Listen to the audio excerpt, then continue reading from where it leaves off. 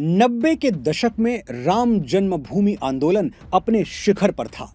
हिंदू तय कर चुके थे कि राम लला हम आएंगे, मंदिर वहीं बनाएंगे। लेकिन उस समय भी लाखों ऐसे हिंदू थे जो या तो राम जन्मभूमि के विरुद्ध थे या उन्हें कोई फर्क ही नहीं पड़ता था कि वहां मंदिर बने या मस्जिद बने या कुछ न बने। कुछ इंटेलेक्चुअल हिंदू तो यहां तक आइडिया दे रहे थे कि मंदिर मस्जिद दोनों छोड़ो, वहां स्कूल बनवा दो या फिर अस्पताल बनवा दो। अब स्कूल और अस्पताल तो कहीं भी बन सकता है और बनना ही चाहिए, लेकिन उसके लिए भगवान श्री राम को उनकी जन्मभूमि से निकालना क्यों जरूरी था, इस सवाल का जवाब इंटेलेक्चुअल्स आज तक नहीं दे पाए।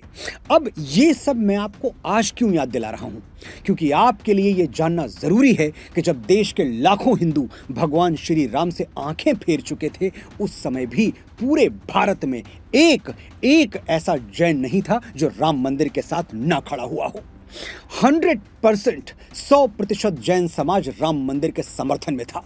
मीनाक्षी जैन जैसी हिस्टोरियंस ने साफ शब्दों में कह दिया था कि बाबरी मस्जिद श्री राम मंदिर के अवशेषों पर बनाई गई थी। जैन मुनि श्री लोकेश आचार्य का एक स्टेटमेंट मुझे आज तक याद है। मुनि ने कहा था, राम मंदिर अयोध्या में नहीं बनेगा तो क्या मक्का में बनेगा। 9 नवंबर 2019 को सुप्रीम कोर्ट ने वर्डिक्ट दे दिया कि अयोध्या में राम मंदिर बनेगा। इस फैसले के स्वागत में जितने ढोल नगाड़े हिंदुओं ने बजाए, उतने ही उल्लास के स्वर जैन समुदाय से भी सुनाई दिए। अहमदाबाद में जैनों ने राम मंदिर निर्माण के लिए 24 किलो चांदी की ईंटें दान कर दी। और ये कोई अकेली घटना नहीं थी। गूगल पे 10 मिनट बैठिए, ऐसे सैकड़ों किस्से मिल जाएंगे।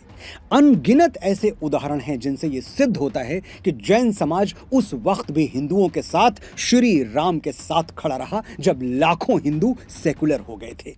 तो आज जब जैन आस्थाओं को हिंदू समर्थन की जरूरत है, तो क्या हम उनके साथ नहीं खड़े होंगे। सम्मेद शिखर, श्री सम्मेद शिखर, जहां 24 तीर्थंकरों में से 20 ने मोक्ष प्राप्त किया, ऐसी पवित्र धरा को बाजार में बदलने का सरकारी षड्यंत्र रचा जा रहा है। झारखंड सरकार श्री सम्मेद शिखर को विश्व प्रसिद्ध पर्यटन स्थल बनाना चाहती है। सुनने में अच्छा लग रहा है ना, विश्व प्रसिद्ध पर्यटन स्थल। तो यह भी जान लीजिए कि पर्यटन स्थल बनते ही सम्मेद शिखर में क्या क्या बदल जाएगा। जैनों का यह पावन तीर्थ रातों रात एक रिक्रिएशनल सेंटर हो जाएगा। नए कंस्ट्रक्शन के नाम पर युग युगांतर से अविचल खड़े हुए पर्वत खोद डाले जाएंगे। तीर्थ स्थल के आसपास मधुशालाएं खुल जाएंगी। भाई, शराब पिए बिना रिक्रिएशन कैसे होगा। होटल्स खुलेंगे, रेस्टोरेंट्स खुलेंगे, जहां बेरोक टोक अंडा, मछली, मांस सब कुछ मेन्यू में पेश किया जाएगा। अहिंसा और पवित्रता जैसे मानवतावादी जैन सिद्धांतों की धज्जियां उड़ा दी जाएंगी। सम्मेद शिखर को मॉडर्न बनाने के नाम पर उसकी शुचिता को भंग कर दिया जाएगा, नष्ट कर दिया जाएगा। और दुख यह है कि यह सब हम हिंदुओं की आंखों के सामने होगा। हम हिंदू जो 24 तीर्थंकरों के आगे सर झुकाते हैं, महावीर स्वामी को वही मान देते हैं जो अपने देवी देवताओं को दिया जाता है। हम जो राम मंदिर के लिए जैनों के ऋणी हैं। और जैन कौन है, एक बार ये भी जान लीजिए। मैं आस्था के चश्मे से नहीं, तर्क के माइक्रोस्कोप से देख के बात करूंगा, इसलिए ध्यान से सुनिएगा। हम हिंदू गाय को माता मानते हैं, वैतरणी पार करने वाली शक्ति मानते हैं, गो पूजा करते हैं। तो ये जानिए कि हमारी मां के लिए जैन समाज क्या क्या करता है। हमारे यहाँ लगभग 16,000 गौशालाएं हैं जहां गाय की सेवा मां की तरह की जाती है। इनमें से 12,000 गौशालाएं, ठीक सुन रहे हैं आप, 16,000 में से 12,000 गौशालाएं अकेले जैन समाज संचालित करता है। देश में होने वाले कुल दान का 62% हिस्सा भगवान महावीर के यही अनुयायी दान करते हैं।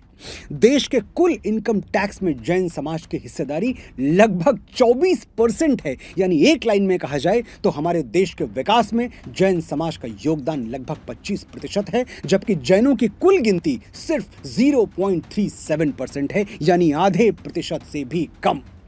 हाइपोथेटिकली सोच के देखिए, अगर सम्मेद शिखर का अपमान जैनों ने दिल पर ले लिया और देश को दिया जाने वाला अपना सारा योगदान रोक दिया, तो यह कितनी बड़ी दुर्घटना होगी।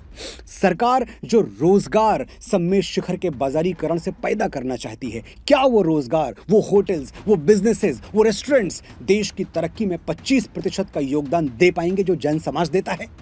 इतना गणित तो 5वीं पास बच्चे को भी समझ में आता है। आप भी हिसाब लगा के देख लीजिए।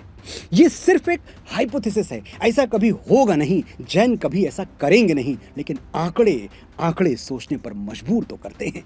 मैं नमन करता हूं अपने जैन भाइयों बहनों को जिनकी आबादी सिर्फ 0.37% है, फिर भी कभी कभी इन्होंने माइनॉरिटी कार्ड नहीं खेला, अपने अल्पसंख्यक होने का रोना नहीं रोया, बल्कि पूरे देश में दोनों हाथों से मुस्कुराहटें बांटी, खुशियां बांटी।